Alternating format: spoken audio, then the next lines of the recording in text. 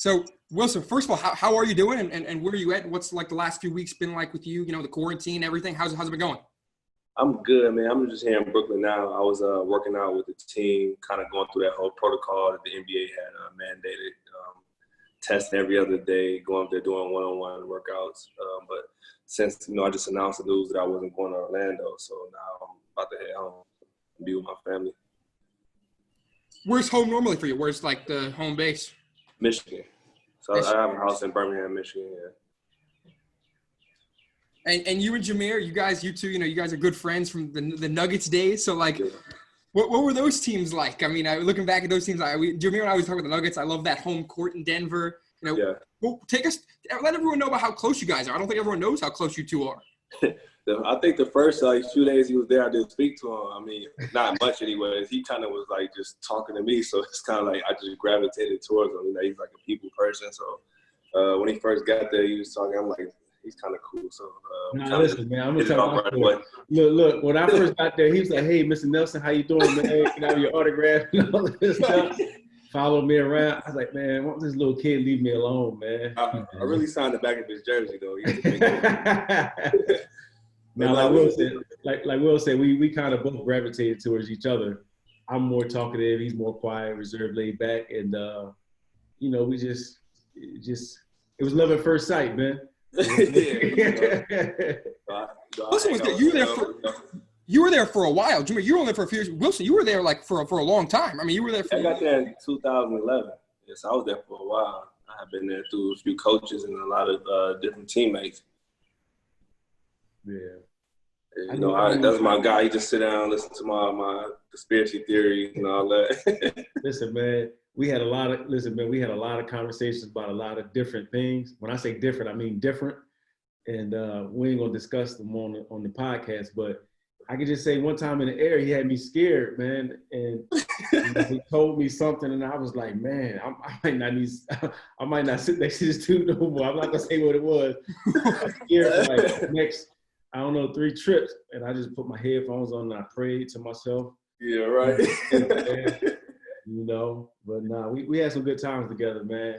I know we talked about a little bit, Will, but one of the things that myself and Ben talked about a few episodes ago was he asked me if I would go to Orlando. I said, I don't know. It's hard to say because for guys who like a Dwight Howard or a Kyrie who's made a ton of money, they can afford not to go. Yeah. If a guy's fighting for a contract or on a rookie deal, they might not necessarily can afford to go. I mean, even if you're standing up for the social injustice, Black Lives Matter, or you're afraid of the pandemic, financially, certain guys might have to go. And obviously you chose not to go. Yeah. What kind of geared you towards not going? Man, first off, I want to say to everybody, like, really, there's no right or wrong way. Like, everybody has their own opinion to what's going on and what they would do. So there's no right or wrong answer. So I respect everybody who's going and everybody who's not going. But for me personally, I think the unknown with this whole COVID thing and just having a grandmother who was 87, just turned 87, who battled all type of illnesses, and having young kids, I think it's more important for me to be at home with my family and taking care of my family. So that's my biggest decision to stay home. So, and then if you throw the whole social justice, everything that's going on with police brutality and with the government and all that, I mean, it just makes it that more difficult. So, yeah, no, that for me is and myself, I said playing will give guys a bigger platform. Yeah. And a better platform because you're on TV and it's going to be broadcast. Everybody's going to watch basketball once it starts up. Yeah, definitely. But it's important for guys to know, okay, you're going to have this platform. What are you going to do with it? And there's certain guys going to do well with their platform. There's other guys that say they're going to play for their platform. And certain guys don't even know what they're going to want to do. Yeah, definitely. We always had different type of leaders, in sports. You had guys who were overly, talkative, who spoke their mind whenever, like Muhammad Ali, who kind of he didn't go to Vietnam and fight in the war. He decided to sit out.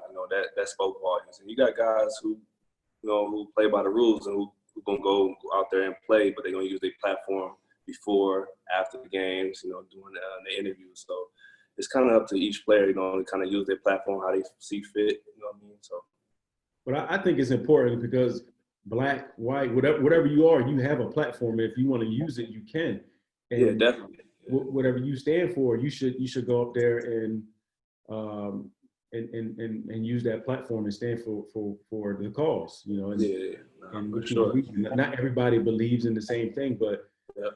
if we're going to turn things around and get to where we need to be at in this country, then we all have to have the same common goal. Just like in sports, everybody's trying to win that championship. We're trying to win the championship off the court and realize that Black Lives Matter. You should be able, especially in year 2020, you should be able to be who you are in terms of your sexuality. So it's a lot of things that can be done when it comes to have somebody having a platform, man. And I know Ben wants to talk about the culture that you guys have built. Atkinson has helped build there in Brooklyn, but now he's not there. So, it's kind of funny, but it's not. I mean, he was part of he helped build that culture along with certain guys that's not there.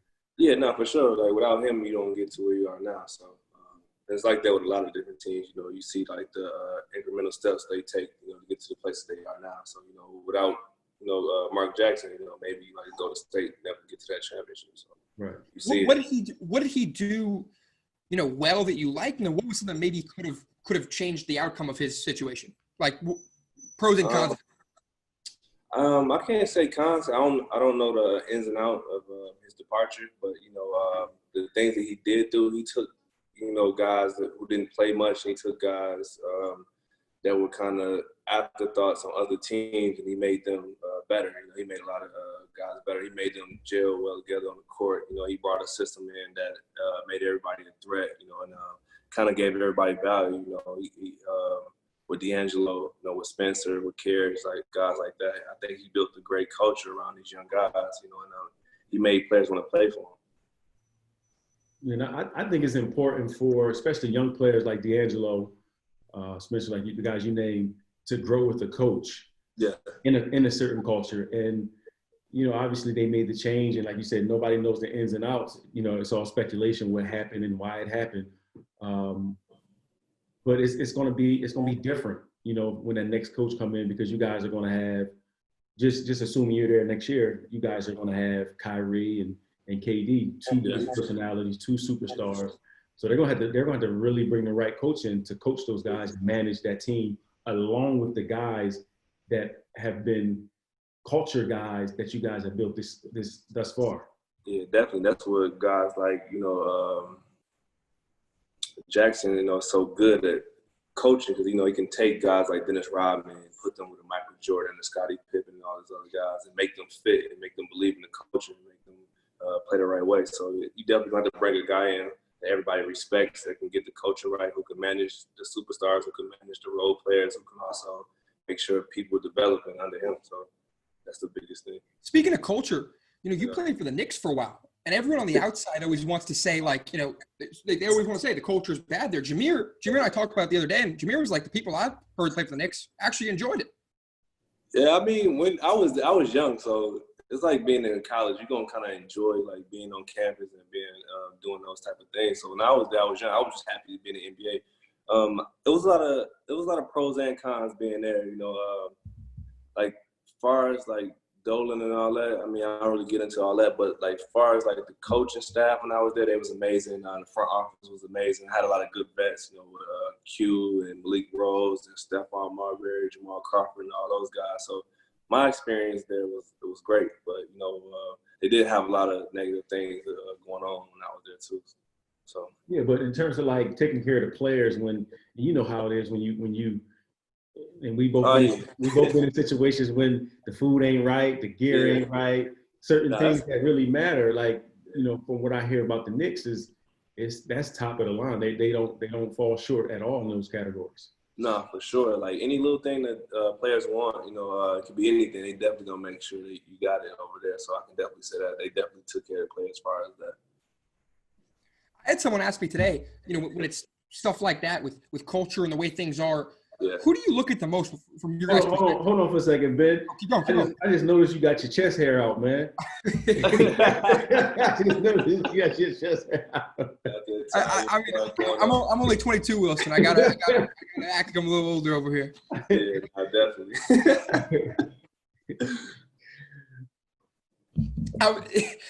Going off of what I was saying was, it was like someone asked me today, they were like, who deserves the kind of blame or credit for that when a team's going well? Is it the head coach? Is it the GM? Is it the president? Or is it the owner? In my opinion, I think it starts at the top with the front office and the owner. I think they kind of like make it trickle down to like the coaches and player development and the medical staff, and the players also have to buy in. But I think it starts at the top, and then it starts with the players, and you kind of meet in the middle. Yeah, I would have to agree with that. The best experience I had was in Orlando, and that was because of the owner, and then front office, and then. Only thing they was missing was me. And even in like Dallas, Dallas, Cuban is, he's one of the best owners for a reason. There's a reason why people love playing in Dallas. So you ain't like how was Denver? How was Denver? Denver. Go ahead, Will.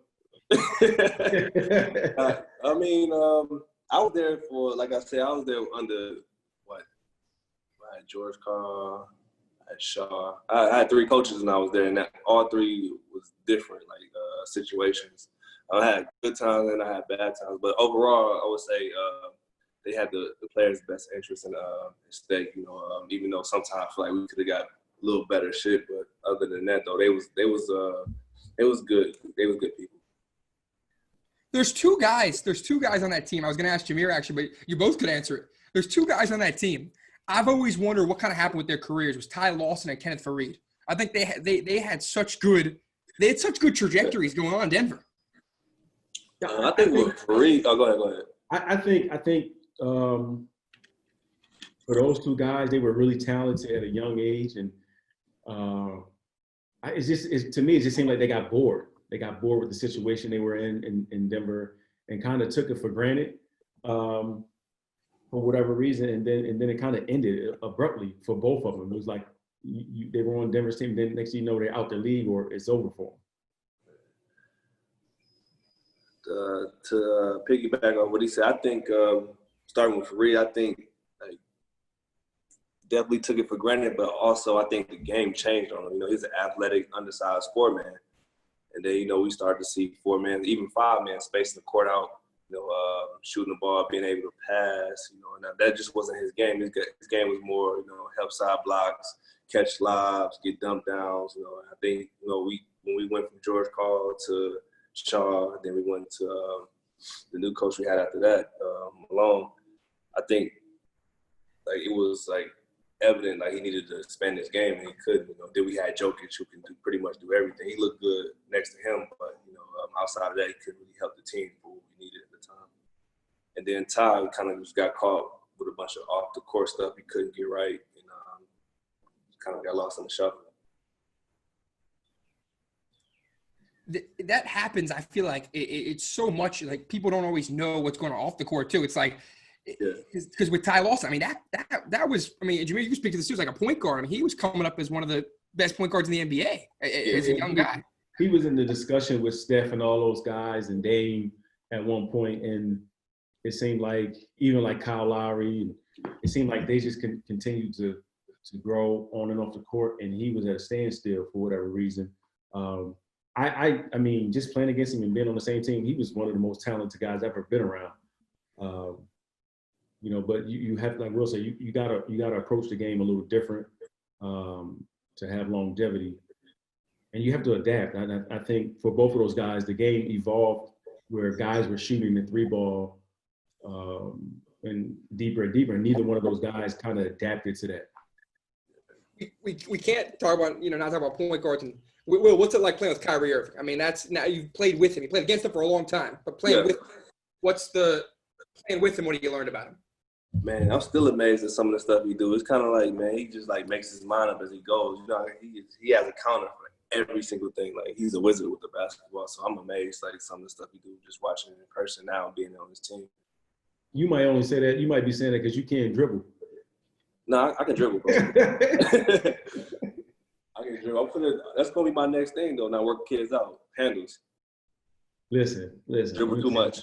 Ben, if anybody send their kid to him for handles, they might as well just tell their kid not to play basketball. I got the Irish. I got the way. No, he got a lot of things in his game. Very, very underrated, very underappreciated in his game. But dribbling the ball, making moves ain't one of them. You crazy. What should they send kids to for? I mean, what would you say your biggest? What would you teach the kids the most? Let me answer that. I think for Will, he's a guy that everybody needs on their team because he's going to be a guy that can get you 16, 17 points, 8, 9, 10 rebounds, and not complain. You know, if you tell him what to do, he's going to do it to his best ability. Yeah, but tell me beforehand. Don't tell me in the middle of the season. And I told a couple of coaches that. I told, and I said, listen, this is the type of dude you want on your team. He's going to ride for you, he's going to run through a wall for you. I said, but the minute you lie to him is going to be the minute you lose him. But I think kids can learn a lot from him just by playing their role to best their ability. I agree with that for once. But going off that, we were talking Jamal Crawford 2 days ago, and Jameer is kind of in that same boat. It's like everyone's, you guys are hoopers. I mean, you guys have been playing for so long.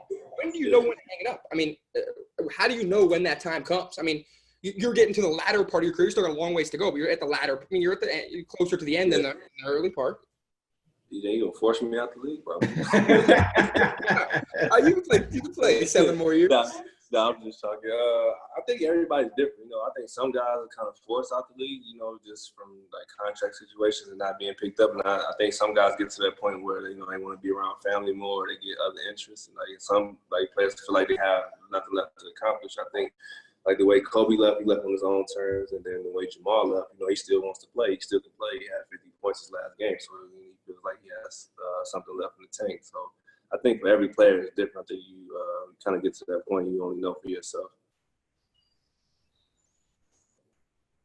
And Jameer, you spoke on that. You spoke on that yesterday the other day a little bit, and still feel that same way Will's talking about. Yeah, I do, man. I mean, it's all situational, man. I mean, for me, I felt like I could have played another probably 2 years and helped the team some type of way, but that's not what was scripted for me. That's not what the teams wanted. They didn't, for whatever reason, want me to be in their locker room. And I tried, and then it was like, I'm done. It's time for me to be unselfish and be with my family more than worry about the game of basketball or me playing the game of basketball.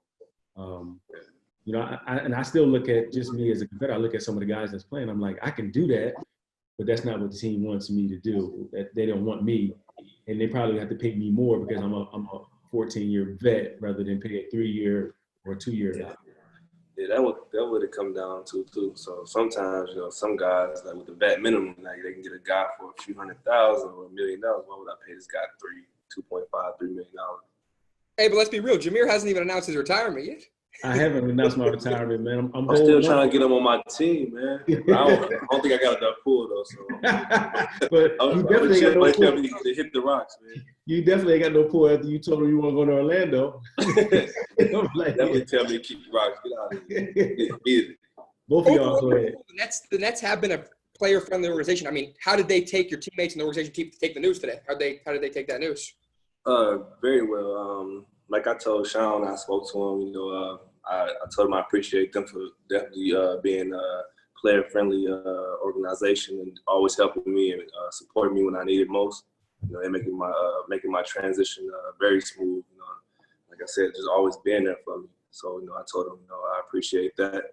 And same thing with that when I told Nate to say support me, and wish me well, and that they won't hold it against me at all. So. Yeah, and I think me personally, I think you'll be fine. I mean, I know you still want to continue to play, and I think you can play at a high level if somebody puts you in the right situation for years to come. But teams have to be willing to, like you said, support you the way you need to be supported, and like I've said before to people, like the dude gonna do what he gotta do. Like you tell him to go shoot every ball in the corner and make them, he gonna try damn hard to do it. Coach might hit the backboard, but yo, hey, good. One time, let me tell you this, man. Let me tell you. Shot clock running down. Go ahead. Listen, shot clock running down. I'm like, I'm getting into my thing, right?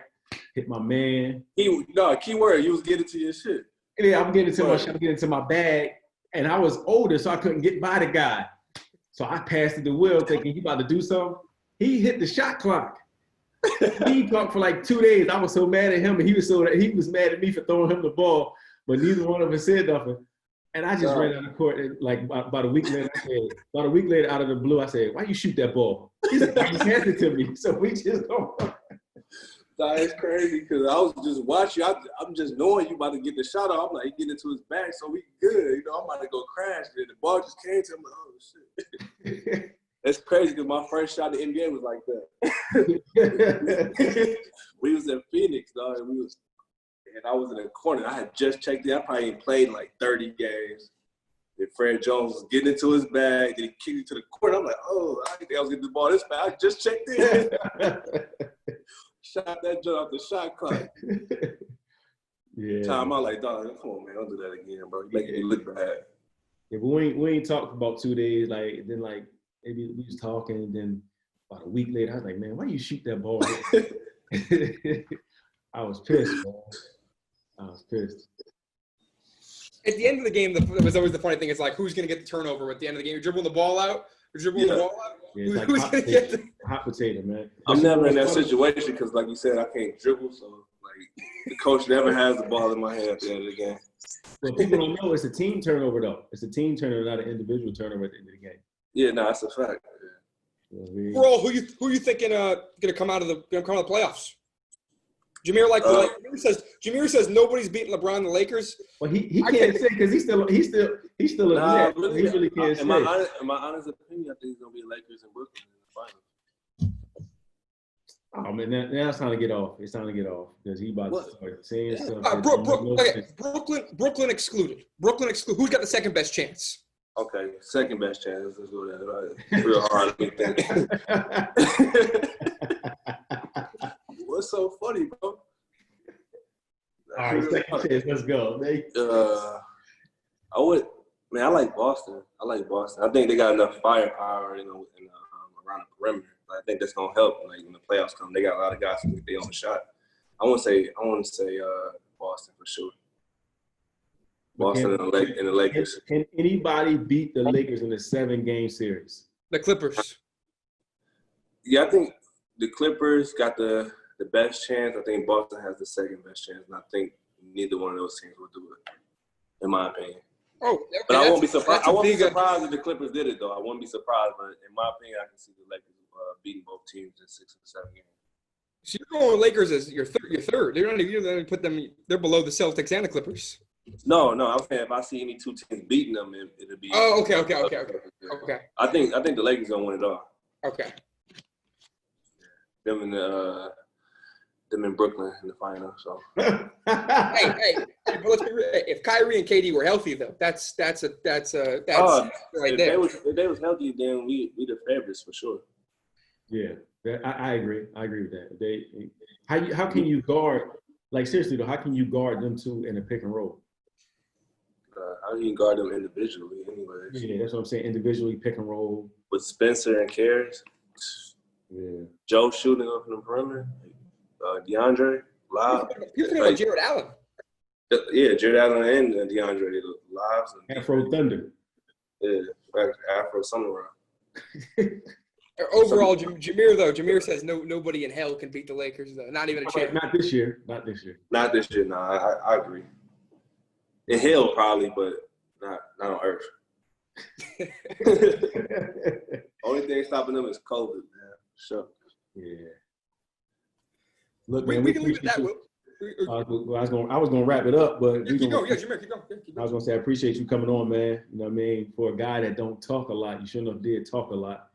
I had to come on here and just show people I'm still handsome. No.